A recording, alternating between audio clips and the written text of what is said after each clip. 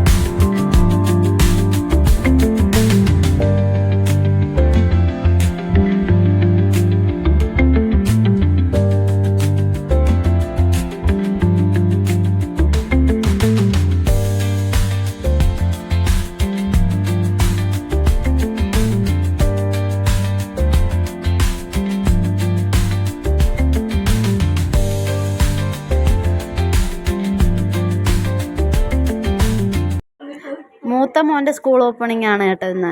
ഇളയ മോന് ബുധനാഴ്ചയാണ് സ്കൂള്.